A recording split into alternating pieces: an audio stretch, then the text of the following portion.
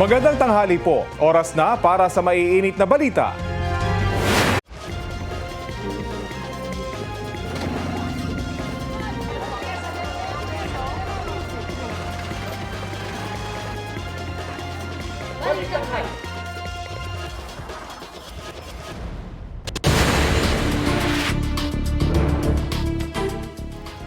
Mainit na balita, pirmado na ni Pangulong Bongbong Marcos ang 2026 General Appropriations Act. 6.793 trillion pesos ang aprobadong national budget. Ayon sa Pangulo, education sector ang may pinakamalaking alokasyon sa national budget na may mahigit 1.34 trillion pesos. Pinakamalaki rin daw sa kasaysayan ng bansang inilaan para sa health sector na may mahigit 448 billion pesos. Ang iba pang detalye kaugnay sa aprobadong national budget, ihahatid namin maya-maya lang. Nasagip ang 23 sakay ng isang bangka habang unti-unti itong lumulubog sa dagat na sakop ng San Pascual, Masbate.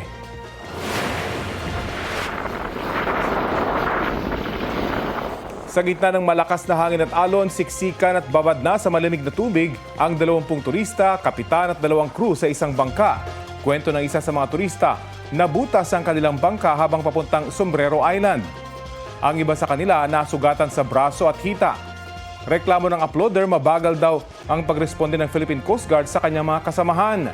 Paliwanag ni Commodore Jeronimo Tuvilla ng Coast Guard District Southern Tagalog, mobile unit lang ng PCG ang nasa San Andres, Quezon kung saan nanggaling ang mga turista. 2 hanggang 3 oras daw ang aabutin mula San Andres hanggang Masbate. Bangkaro ng volunteers ang ginamit ng rescuer dahil posible ring tumaob ang uri ng bangka ng PCG dahil sa lagay noon ng dagat. Patuloy na iniimbestigahan ng PCG ang insidente.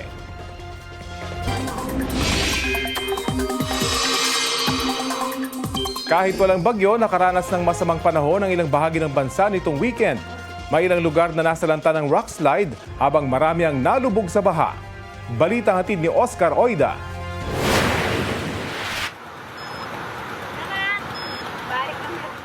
Buwis-buhay na tinawid ng mga residente ang rumargas ng tubig sa spillway ng Barangay Bago sa Tayasan, Negros Oriental. Umapaw ang Ginabangan River dahil sa mga pag-ulan.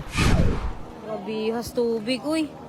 Ang pag-apaw ng ilog sa bayan ng Manuyod, nagdulot ng abot baywang na pagbaha sa ilang kalsada. Nahirapang makadaan ang malalaking sasakyan at may mga motorsiklong stranded.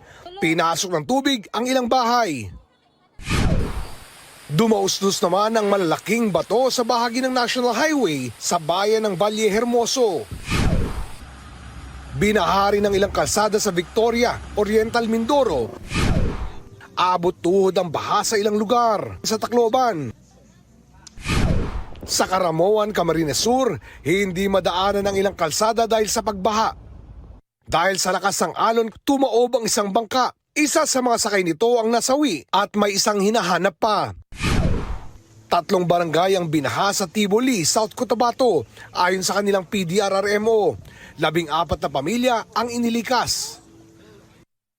Sa Barangay Lemsnolon, nasira ng pagragasa ng tubig ang isang tulay. Sinimulan na ang pagkukumpuni. Naglagay muna ng pansamantalang tawiran. Binahari ng isang simbahan sa Valencia, Bukidnon. Ayon sa pastor doon, isa sa dahilan ng baha ay ang hindi pa matapos-tapos na drainage system sa paligid ng simbahan. Ayon sa Pag-asa, shear line at easterlies ang nagpapaulan sa Visayas. Easterlies naman ang nagpapaulan sa Mindanao. Oscar Oida, nagbabalita para sa GMA Integrated News. Magpapaulan muli ang shear line sa maraming bahagi ng bansa ngayong Lunes.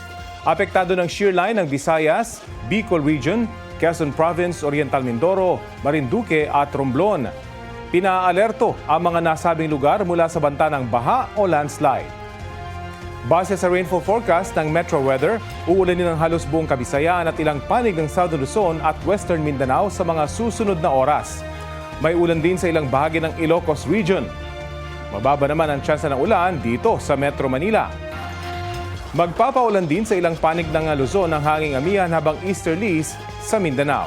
Ngayong Lunes, nakapagtala ang Pag-asa ng 13.6 degrees Celsius na minimum temperature sa Baguio City, habang 22.4 degrees Celsius dito sa Quezon City.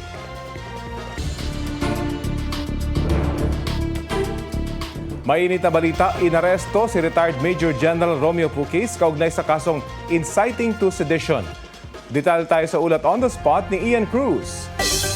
Ian?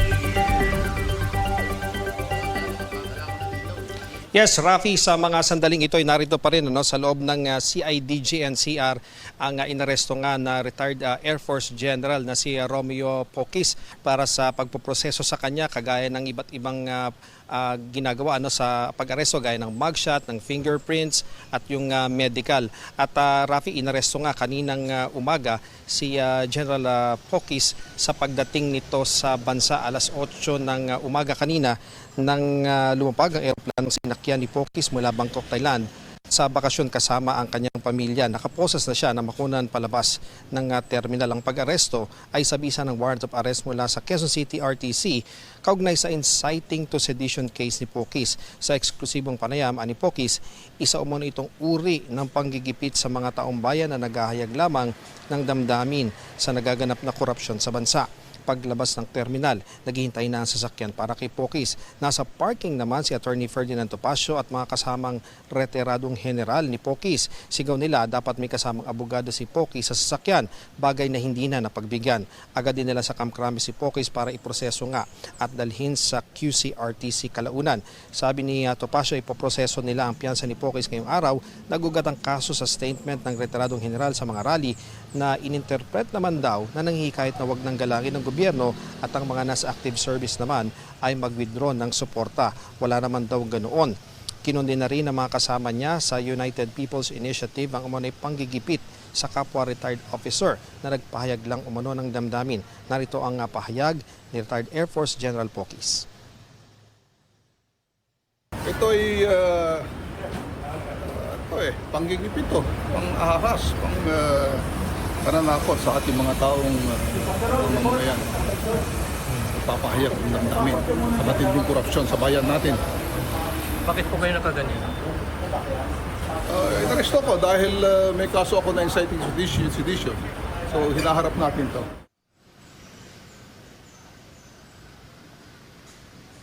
Rafi, sa press con dito sa Crame, nabanggit naman ni Attorney Topacio na pinag-aaralan nila kung ano ang administratibo o kasong kriminal na maaaring iharap nila dun sa mga arresting officer na hindi nga pumayag na palapitin sila ng inaresto nga ang kanilang kliyente. Samantala sinabi naman ni CIDG-NCR Chief ni Colonel John Giagi na noong sila ay pumanik at papasok ng terminal ay wala naman daw ang mga abogado ni itong si Puquis. Isa pa, Rafi, wala naman daw silang clearance para makapasok doon. At hinagalang daw nila kung ano man ang kanilang magiging pasya at tiniyak din ni Giagi na nung arestohin nila si Puquis ay kasama nito ang kanyang misis at isang anak at binasahan daw ito ng Miranda rights. Yan muna ang latest mula rito sa Campo Crame. Balik sa iyo, Rafi. Maraming salamat, Ian Cruz. Huli ka ang lalaki na umupo malapit sa isang truck sa gilid ng kalsada sa Barangay Tituan sa Zamboanga City Sabado ng umaga. Ilang sandali lang, nilapitan niya ang truck na nakabukas ang bintana. Nagmasid ang suspect bago buksan ang pinto ng truck at saka pumasok. Pumwesto siya sa driver's seat hanggang sa mapandar at matangay ang truck gamit ang improvised na susi. Bandang hapon, na-recover ang truck na nakaparada sa gilid ng kalsada sa barangay Pasunangka. Walang nawala sa karga nito mga prutas sa tilang sako ng bigas at asin. Pinaghahanap pa ang salarin. Ito ang GMA Regional TV News. Mainit na balita mula sa Luzon, hatid ng GMA Regional TV. Isang batang 6 na taong gulang ang natagpuang walang buhay sa Cagayan River. Chris, anong nangyari? Rafi, hinihinalang tinangay ng tubig ang bata mula sa imburnal hanggang sa mapunta sa ilog.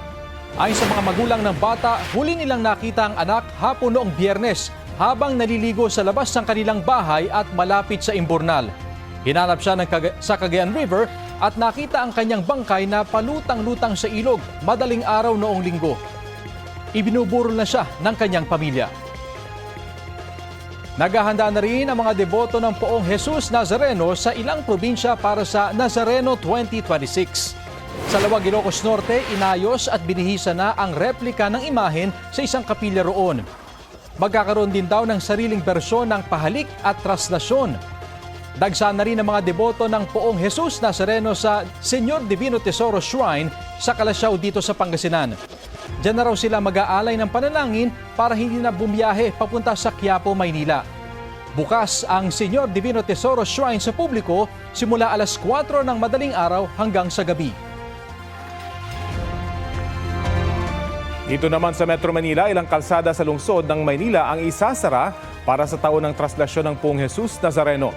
Simula sa Huwebes, January 8, isasara ang Bonifacio Drive, Katigbak Drive, South Drive, Independence Road, P. Burgos Street, pati Finance Road. Maging ang Maria Orosa Street, Taft Avenue, Romualdez Street, Ayala Boulevard, C. Palangka Street, P. Casal Street, Legarda Street, Quezon Boulevard, MacArthur Bridge, Jones Bridge, pati na westbound lane ng Lerma Street. Simula naman alas 9 ng gabi sa Huwebes, isasara ang mga kalsada pero may ilan daw na isasara lang kapag papalapit na ang prosesyon.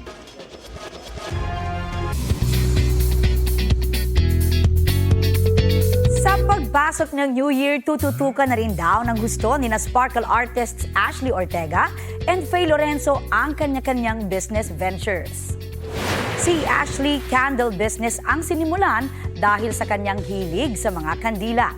Sa ngayon, nakafocus ang former PBB housemate sa pagpapatakbo ng kanyang negosyo online. Pero umaasa siyang makakapagpatayo rin this year ng physical store. Si Faye nagsimula ng aesthetic clinic habang nasa showbiz. Para raw sa mga gaya niyang artista, investment ang pagpapaganda kaya swak sa kanya ang nasabing kind of business. Ayon kina Faye at Ashley, big help na meron silang business partners. Aminado silang kailangan ng effort para pagsabayin ang pagninegosyo at shoots lalo't busy sila sa kanya-kanyang TV projects. Si Ashley malapit ang mapanood sa GMA Afternoon Prime series na Apoy sa Dugo. Si Faye naman abangan ng twist sa kanyang character sa family drama series na Hating Kapatid. Huli kam ang pagsalpok ng motorsiklo niyan sa isang babaeng nagmamadaling tumawid sa pedestrian lane sa Tupi South, Cotabato. Agad tinulungan ng isa pang pedestrian ng babaeng nasalpok. Nakatayo rin kaagad ang motorcycle rider. Bahagyang bumagal ang daloy ng trapiko dahil naiwang nakatumba sa gitna ng kalsada ang motorsiklo. Ayon sa kagawad ng barangay, Crossing Rubber, nag-uusap at nagkaayos kalaunan ng babaeng pedestrian at ang rider. 5 ang arestado matapos tangayin umano ang kahon-kahong sapatos mula sa isang truck na binook sa isang delivery app. Batay sa investigasyon, biglang nagbago ang drop-off point o destinasyon ng delivery matapos umanong may manghak sa transaksyon. Balitang hatid ni Bea Pinlag. Sa kulungan na sinalubong ng lalaking yan ang bagong taon, kasama ang 4 niyang kapitbahay na kasabot niya umano sa pagtangay sa sandamakmak na sapatos mula sa isang truck na binok sa isang delivery app. Ayon sa pulisya, nag-book ng delivery truck ang seller para mapadala ang 60 box ng sapatos mula Maynila patungo sa buyer sa Pasay. Pero and later on, nagulat siya nung naka-receive siya ng cancellation details. Pero na-receive na yung mga parcel. Nakuha na yung 60 boxes ng sapatos bago siya maka-receive ng cancellation details. From there, nabago din yung drop-off location ng mga items. ang halaga ng kahon-kahon ng sapatos nasa 1.5 million pesos ayon sa pulisya. Ang drop-off location sa app naging Las Piñas imbis na sa Pasay. Agad raw pina-check ng seller ang logbook ng bodega nila para matunto ng driver na nag-pick up sa mga sapatos. Nakipag-cooperate naman siya kasi kahit siya mismo nagtataka kasi medyo alanganin yung lugar na pagbababaan niya. In good faith niya na tinuro yung mga boxes na pinag-drop-offan niya. Iilan na lang ang mga sapatos na na-recover ng pulisya sa Las Piñas. Ang halaga nito, humigit kumulang 200,000 pesos. Ang iba, posibleng nabenta na matapos i-pick up ng isang van ayon sa pulisya. Arestado ang 5 suspect, kabilang ang kapatid ng itinuturong hacker ng truck delivery app. For now, under investigation pa rin kung paano nangyari yung ganon. na biglang nagbago yung rider and yung drop-off location. Patuloy pa rin natin hinahanap yung pinaka-mastermind, yung hacker na sinasabing kapatid nung isa sa mga nahuli natin. Giit ng ilang suspect, tumulong lang sila sa pagbuhat ng mga kahon. Hindi namin alam kung saan galing yung ma'am Pergada na yun. Pero sabi sa amin ng nag-ano doon, kasi magkapera. Kaya binuhat namin. Kala po namin bayad na po na parang biyaya na lang po sa lugar namin. Kala po namin pamasko po ng ng pinaka doon sa may sa amin. Ang iba naman, wala raw kinalaman sa pagnanakaw. Hindi po ako nagtulong sa pagbubuhat po. Wala po ako ron. Reklamong estafa kaugnay ng Cybercrime Prevention Act ang isinampa laban sa mga suspect. Sinusubukan pang hinga ng pahayag ang delivery app. Paalala ng pulisya sa publiko, maging mabusisi sa pag-check sa detalye sa mga delivery app. Bea Penlac, nagbabalita para sa GMA Integrated News. Ito ang GMA Regional TV News. Balita sa Visayas at Mindanao mula sa GMA Regional TV. Isang babaeng motorista ang pinagpapaliwanag ng Land Transportation Office Region 10. Cecil, ano ba ang atraso nitong motorista? Rafi, nakuna ng litrato ang babaeng driver na naglabas ng baril sa pagdaan niya sa kalsada sa Cagayan de Oro City noong December 29. Kita na nakababa ang bintana ng driver's side ng pickup at nakalabas ang isang baril. Base sa investigasyon, naipit sa mabigat na trapiko ang motorista. Inaalam pa kung nagkaroon ng insidente noon ng road rage. Natukoy na ng pulisya ang pagkakakilanlan ng driver.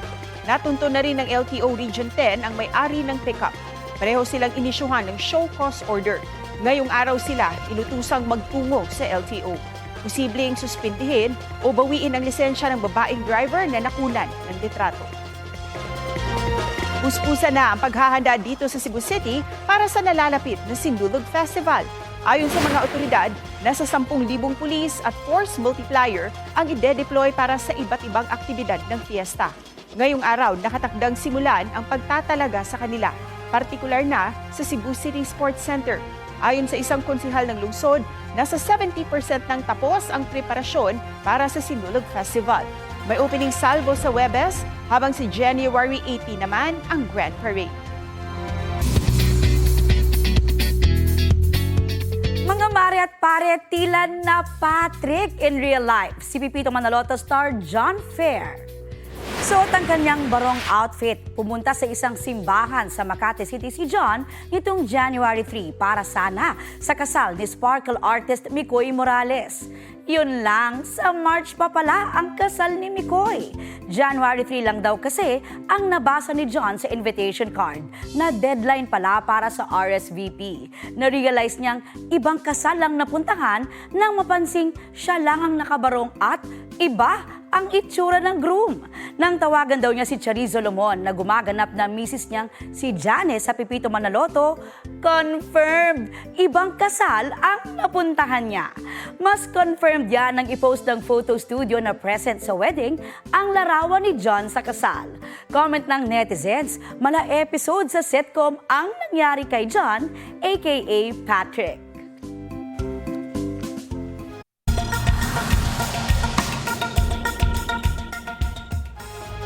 Hindi bababa sa 30 ang patay at may iba pang dinukot na mga armadong lalaki na sumalakay sa isang palengke sa Nigeria. Ayon sa pulisya, sakay ng mga motorsiklo nang lumusob sa palengke ang mga nasabing armadong lalaki nitong weekend. Agad silang nagpaputok, sinunog ang mga tindahan at nagnakaw. Ang nasabing pag-atake, pinaniniwala ang bahagi ng serye ng karahasan na nagsimula sa ilang katabing bayan. Wala pang pahayag ang Nigerian military kaugnay ng insidente. Ilang linggo na rin ang nakalipas nang atakein sa Nigeria ang isang Catholic school at dinukot ang mahigit 300 batang estudyante. Ito na ang mabibilis na balita sa bansa. Patay ang isang lalaki sa Maynila matapos saksakin ng kanyang kapitbahay habang nagiinuman noong salubong sa bagong taon. Ayon sa salaysay ng saksi, naging makulit ang suspect nang nakainom na. May nasagi at may minura raw siyang kainuman at nauwi ito sa gulo. Umawat daw ang biktima na kinagalit ng suspect kaya siya ang nasaksak. Nahuli agad ang suspect at na-recover ang ginamit umanong patalim. Mahaharap siya sa reklamong murder. Tumanggi siyang magbigay ng pahayag. Mahigit 7 milyong pisong halaga ng party drug na ecstasy ang nasamsam ng mga otoridad sa Port of Clark sa Pampanga. Nakita ang mahigit 4,000 tableta ng ecstasy sa 2 parcel na idineklara nilang Carmats. Galing sa bansang Australia ang mga parcel at dadalhin sana sa consignee nito sa Davao City. Matindi rin umano ang korupsyon sa judiciary ayon kay Ombudsman Jesus Crispin Rimulya. Yung corruption nga sa atin, huwag nyo sasabihin sa executive lang yan o legislative. Matindi ho yung judiciary. Matindi ho yan. Nakakakwit yan. Panoorin nyo po lahat ng judges. Panoorin nyo sa Kailangan may paliwanag din yun. justices. Panoorin natin. Nabanggit ito ni Rimulya na mapag-usapan ng Priority Development Assistance Fund of PDAF scam na nabunyag noong 2013. Pati na ang Fertilizer Fund scam noong 2004. Wala nang ibang ibinigay na detalye si Rimulya tungkol sa anyay matinding katiwalian sa hudikatura. Sangayon si Integrated Bar of the Philippines President Alan Panolong na may katiwalian din sa hudikatura pero hindi anya matindi. Meron daw binuong Judiciary Integrity Board ang Korte Suprema para maisumbong ang mga umano'y korap na hukom at mga empleyado ng korte. Wala pang pahayag ang Korte Suprema tungkol sa sinabi ni Rimulya.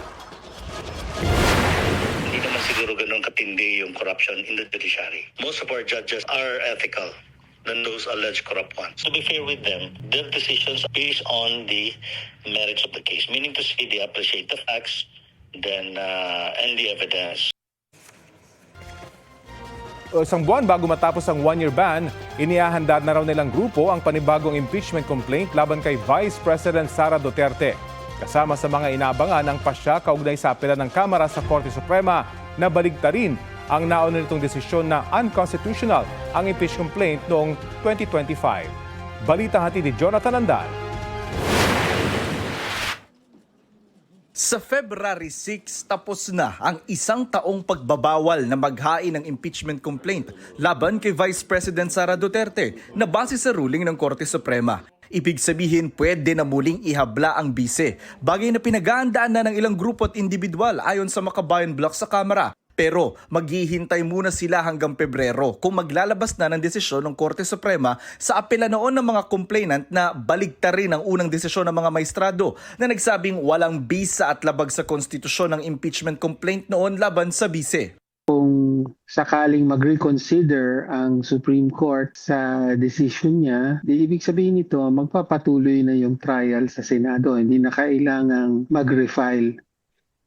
Pero kung sakaling hindi pa lumabas ang desisyon by February, then mag-uusap yung mga complainants at malamang mag-decide na mag-refile. Ayon kay Representative Antonio Tino, sa posibleng bagong impeachment complaint, mananatiling grounds ang umano'y maling paggamit ng bise sa kanyang confidential at intelligence funds. Pero pinag-aaralan din kung idaragdag ang testimonya ni Ramil Madriaga, ang nagpakilalang dating civilian intelligence agent ni na VP Sara at dating Pangulong Rodrigo Duterte at nagsabing pinondohan ng mga drug dealer at pogo ang election campaign noon ng bise. May mga binanggit doon na maaaring kaugnay sa paggamit sa confidential and intelligence funds. Noong 2025, umabot sa 215 congressmen ang pumirma sa impeachment ng bise. Maaabot pa rin kaya ang ganitong numero? Tingin ko makakuha pa rin ito ng 1/3 support. No? Dapat lang dahil nananatiling valid, legitimate at nangangailangan ng pananagutan yung tanong ng mga kababayan natin, no? Anong nangyari doon sa confidential funds? Pero kung hindi na makuha ang 1/3, nagbago na ba ang ihip ng hangin? Sinusubukan pa namin kunin ang panig ni VP Sara. Pero sabi niya noong Desyembre, hindi na niya ito ay kinagulat at tinawag itong bargaining chip para sa 2026 national budget. Jonathan Nandal, nagbabalita para sa GMA Integrated News.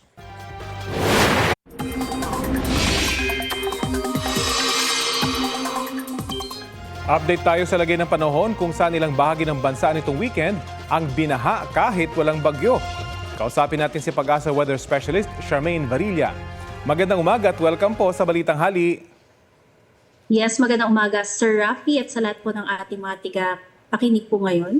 Opo, pagpasok pa lang po ng taon ay nakaranas na ng masamang panahon ng ilang bahagi ng bansa nitong weekend kahit walang bagyo. Ano po kayang dahilan nito? Yung mga pag-ulan na naranasan po, especially sa may Bicol region at silangang bahagi ng Visayas, yan po ay mga pag-ulan na dulot ng shear line at hindi po mga pagbagyo po. Opo, kailan po inaasang gaganda yung lagay ng panahon sa mga apektadong lugar? May ina-expect pa po tayong mga 50 to 100 millimeters na mga pag-ulan dito sa malaking bahagi pa rin ng Bicol region up until bukas, and by Wednesday, more on magiging maulap pa rin pero mas mahina na yung mga pag-ulan. May namomonitor pa po kayong sama ng panahon sa labas po ng PAR? Sa loob at labas po ng ating PAR ay wala naman tayo nakikitang namumuong mga low pressure area o bagyo po. Dito po sa Metro Manila, may inaasahan po bang pag-ulan sa mga susunod na oras? Yes po, meron po tayong 20% chance na mga pag-ulan within the next few hours. Pero bagaman kung titingnan po natin ay mababa po yung chance po. Pero maghanda pa rin. Ano naman pong weather outlook natin para sa linggong ito?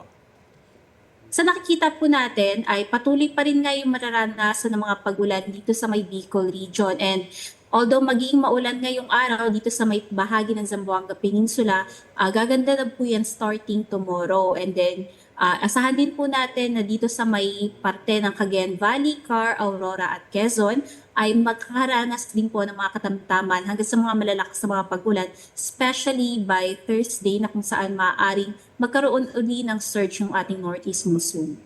Pag sinabi niyo pong malakas na ulan, gaano kadami kaya ang ulang dala nito? At pwede ba ito makapagpabaha ulit?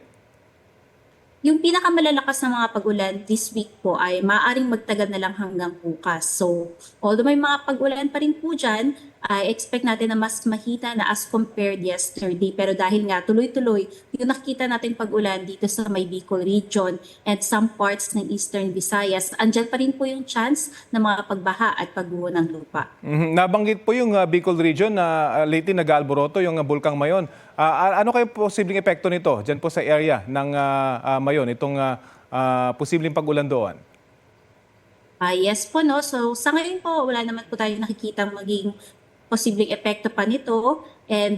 Pero babantayan po natin, no? Kasi lalo kapag mas maging active po itong binabantayan po natin na bulkan, ay maaaring may mas maging epekto nga o mag-induce ng mga paulan dito sa may area ng Bicol region. Mas lalamig pa po ba yung temperatura sa mga susunod na linggo? Yes po, ina-expect pa po natin dahil hindi pa po natin nare-reach yung peak ng temperature o yung peak ng northeast monsoon po natin. And for now po, ang na-record natin na minimum ay nasa 9 degrees Celsius dito sa may bahagi ng Benguet. At inaasahan po natin na maaari pa yung bumaba for as low as 7 degrees Celsius. Dito naman sa Metro Manila, pinakamababa na po natin na measure ay up to 20 degrees Celsius. Kailan po ba yung inaasahan nating peak? Sa ngayon po, ang nakikita pa lang po natin ay maaaring mag-possible surge siya by Thursday uli. Pero dahil nga patuloy pa rin nga yung northeast monsoon, ay hindi pa natin masasabi kung kailan talaga yung peak niya. Pero base sa ating climate and data section, ngayong buwan nga mismo ng Enero, yung talaga magpipeak o yung mararanasan na malamig na temperatura. Okay, so dapat i-enjoy na yung lamig habang Pebrero. Maraming salamat o habang Enero. Maraming salamat po sa oras na binahagi nyo sa Balitang Hali. Yes po, maraming salamat. Pag-asa Weather Specialist Charmaine Varilla. Kasabay ng pagbabalik trabaho at eskwela, bukas na ang ilang lane ng EDSA busway na isinailalim sa rehabilitasyon nitong holiday season. Ayon sa MMDA, yan ang inner lane ng EDSA busway mula Rojas Boulevard hanggang Orense. Mas mabilis at mas komportable na raw ang biyahe ng mga commuter. Pero nangangamba pa rin ang ilang motorista sa matinding traffic na dulot ng nagpapatuloy na EDSA rehabilitation. Hindi tulad noong holiday season na sumabay ang pagkukumpuni ng mga kalsada. Simula po ngayong araw, 10 p.m. hanggang 4 a.m. na lang ang schedule ng EDSA Rehab. Ilang lane na rin ang binuksan matapos isa ilalim sa rehabilitasyon.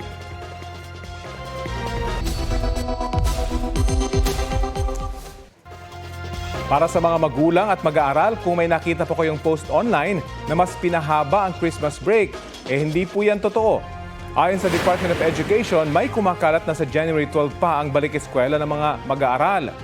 Pinabulaanan po yan ng DepEd dahil ngayong araw po pagbabalik muli ng mga klase. maliban na lang po sa mga lugar na nagsuspindi dahil sa masamang panahon. Para matiyak na lehitimo ang anunsyo, dapat po manggaling ito sa official social media accounts ng DepEd. Halos 92.5 billion pesos ng mga item ang binito ni Pangulong Bongbong Marcos sa 2026 national budget. Sa ilalim ito ng unprogrammed appropriations ayon sa Pangulo. Ito raw ang pinakamababang pondo para sa unprogrammed appropriations mula 2019. Tiniyak naman ng Pangulo na hindi ito magagamit sa mali o anyay gawing backdoor para sa mga patagong paggastos ng gobyerno. May safeguards daw para rito at gagamitin para sa public interest at sa pagkamit ng national development goals. Binigyang din ng Pangulo na hindi papayagan ng mga politikong mapabilang sa pamamahagi ng financial assistance. Sabi ni Senate President Tito Soto, naniniwala siyang ito ang pinakamalinis na national budget sa kasaysayan.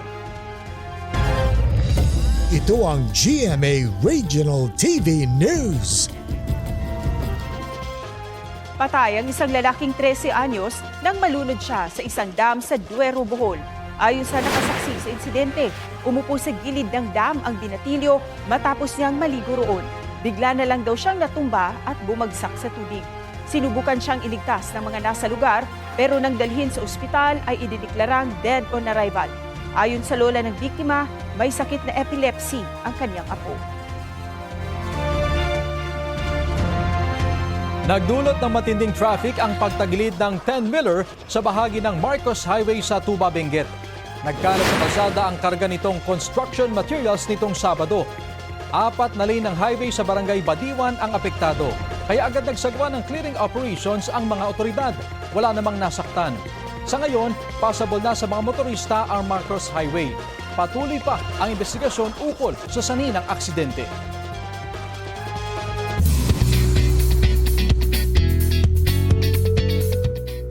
Very proud sa kanyang self si Shuve Etrata ngayong isa-isa nang natutupad ang kanyang mga pangarap. Kabilang dyan ang makabili ng bahay at maka-experience ng snow. Ngayong bagong taon, maraming projects na dapat abangan kay Shuve. Ang latest hatid ni Athena Imperial. Balik Manila na si Shuve Etrata matapos ang 12-day holiday break. Nag-me time raw siya nitong bakasyon sa Japan. Yun yung time ko na kinausap ko na sarili ko. I tapped myself na you did so well this year. Yun na yung parang nag-assess ako with my own self. Masaya ang Sparkle Star dahil natupad ang bakasyong matagal niyang inasam mula nang makalabas sa bahay ni Kuya last year. Marami rin siyang ibang natamong pangarap. Pumunta kami sa yung nabili naming bahay na hindi pa naman tapos. Pinuntahan lang namin, iyak na ako ng iyak doon. Kung may bahay na tayo. Hindi na sila kayo, girl. Siyempre, hindi pwede, maghugas pa kami ng pinggan, hindi. Ang mga wish din na gadgets ng mga kapatid, tinupad ng kanilang ate. Kapatid kong pang-apat si Shinmin, kailangan ng iPad kasi ganun na yun eh. It's a really great tool for, for your studies or education. Ngayong 2026, maraming aabangan ang kanyang supporters. Isa na ang action drama TV series na Master Cutter. Kasi grabe talaga ang mga scenes with Kuya Ding Dong Dantes, the one and only. Hindi ko alam talaga kung bakit, paano nagawa ang mga bagay-bagay. Abangan nila yun and huwag kang titingin, showing na this year. And then we're gonna do vertical series, movies. Athena Imperial, nagbabalita para sa GMA Integrated News. Ito po ang Balitang Hali. Bahagi kami ng mas malaking misyon. Rafi Tima po. Kasama niyo rin po ako, Aubrey Carampel. Para sa mas malawak na paglilingkod sa bayan, mula sa GMA Integrated News, ang News Authority ng Filipino.